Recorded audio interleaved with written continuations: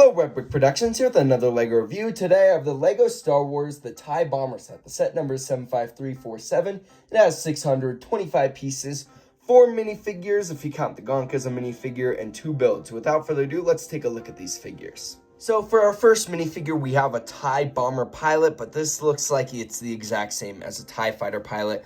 So, you know, that's that. But, I guess the back torso printing is a little bit different, and maybe some things are different, but they're similar enough to where it's like, I don't really see a difference. But for some big Star Wars fan, which I'm a big Star Wars fan, but, you know, for some really, really heavy fans, that might be the difference that they want. The face is just, you know, the smug TIE Fighter Stormtrooper face. And yeah, that's really it for this figure. The next figure we get is Vice Admiral Sloan, and yeah, this is a cool figure. No leg printing, but I do like that torso printing. It looks pretty good. And of course, there's no back face printing. They could have added one, just maybe a more angry one, but yeah, I like the hairpiece. I think that's a really cool hairpiece, and you do get a little blaster as an accessory. This was the figure I was most looking forward to. This is Darth Vader, but this Darth Vader includes the sidearm printing, so I'm super pumped about that. I don't have a Darth Vader with the sidearm printing yet, which is super cool to get. Yeah, I really like this figure. It's the new headpiece, which, you know, can be separated, and Vader looks angry in this, which is different than what I have had in the past. And yeah, we also have the scars on the back. It would be cool if they included back face printing. I mean, they could, but you never know. The lightsaber's nice. They are frosted and they have no air bubbles, or this is not frosted, but no air bubbles. Pretty consistent now, which is great. Yeah, overall, good figure to include. Finally, we have an Imperial Gonk droid, and I love this. There's printing on the side of this, and this is the present box piece, so you could put something in there. However, there's nothing in there. I wish they could have included the little blasters inside. That's pretty cool. But yeah, this could be like a storage Gonk droid. There is the printing on the back and on the front, but you don't see that part. But yeah, this is a really cool little Gonk droid, and I like the little Gonk droid inclusions. They're kind of nice. So yeah, that's it for the figures. Now let's take a look at the build. So before I show you the main build, I just want to show you the side build real quick, which is just a little transport cart. It fits one minifigure standing up. However, it's not too great when they're holding onto the handlebars because it just gets a little weird, especially with holding onto the weapon. But you know what? That's okay. There is 2 little spots for extra bomb pieces, and as you'll see, there are already 4 in the TIE Bomber, so there's actually 6 total bombs included in the set. There are 2 little tiles right here. Those are extra for the tile shooter on the front of the build. And yeah, overall, it's just a little hover cart, and yeah, you can just kind of move this around. But that's it for this build. Now let's take a look at the main build. So here is the main build, and this is a really, really cool set. There are no stickers in the set, which is really awesome because that means there's just a lot of prints. There's a nice print up here on the front. There's a nice tile print right there. And then there's 2 identical prints on each wing, which look super good. I believe there's also some prints in the console right there. You can see that little pilot right there. And so yeah, let's talk about this build. This is a really good build, and it was a really satisfying build because of how smooth it is. Like, I love the use of these pieces, and they're used on the back as well, right there for the engines, and I love the look of that. That is really cool. I love how smooth and just like no studs. It's so perfectly round. Like, that is special right there. And I think the overall build, like up here, is even really nicely done, and LEGO did a really good job with this model. I think the wings look really good too, where they have a good balance between studs and tiles, which, yeah, I mean, props on you, LEGO, for finding a good balance. I think overall this is super cool. If you want, there is articulation in the wings. So if you want to look like that, like maybe it's landing, you can go for that.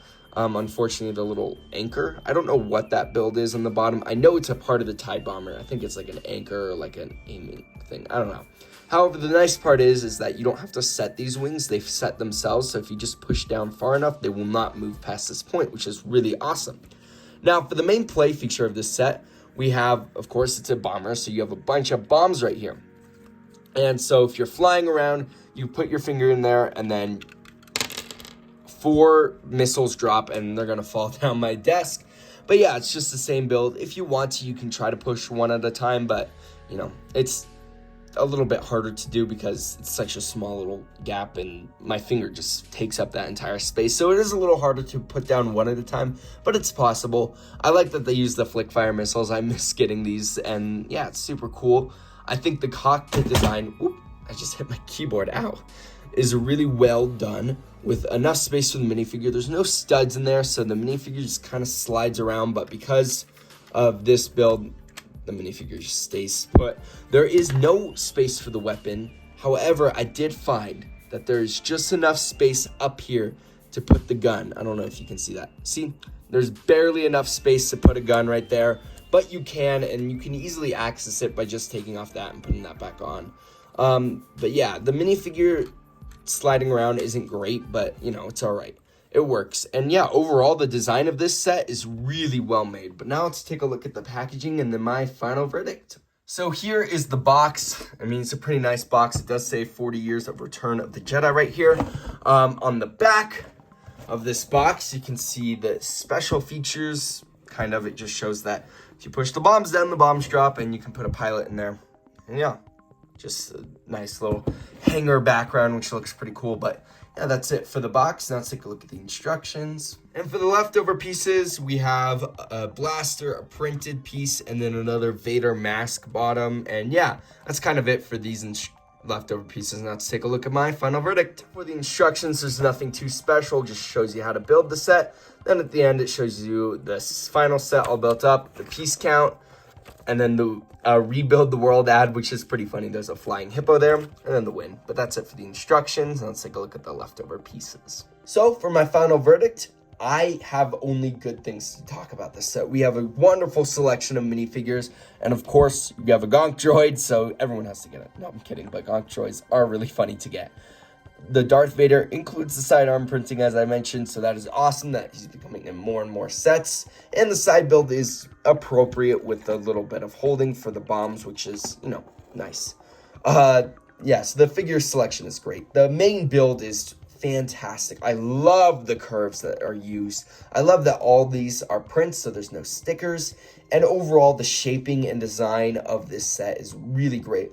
The build process was a little confusing, but granted, I built it late at night, so I might have been just a little sleep deprived, but it was a pretty easy build in general. But this is a great set, and this is our first time getting a TIE Bomber in I think 20 years, I believe, because the first TIE Bomber either came out in 2000, early 2000s, or late 1990s, so it's been a long time since we got a TIE Bomber, and I wish I had the old original one to do a comparison, because the amount of pieces that LEGO has today versus back then and what they can do now is insane, just with the color scheme in general, not having the black and blue, but black and gray, which is amazing, and just what LEGO has done is incredible, and it's really cool to see, and maybe one day I'll be able to do that, but I highly doubt that. But back to the set. This is a wonderful set. Wonderful build, wonderful play set.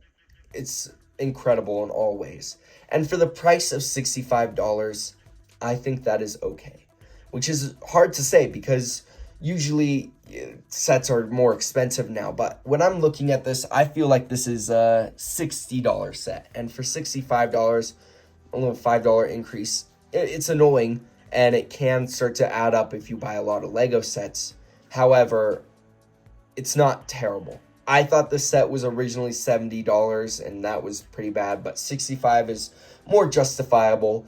And yeah, I think this is a good build, and if you like what you see, go ahead and buy it if you have the money. I know it's a little more on the expensive side, but overall, it's a great set. And so that's it for my final verdict. If you like this video, please consider liking and subscribing. And I'd like to hear your guys' thoughts about this set in the comments below. Thank you guys so much for watching. I'll see you in my next video. Peace out. Bye.